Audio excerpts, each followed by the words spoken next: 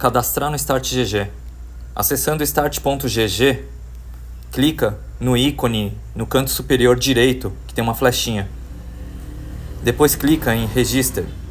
Vai abrir essa tela. Você coloca o e-mail, confirma o e-mail, coloca uma senha, confirma essa senha, coloca a data do aniversário,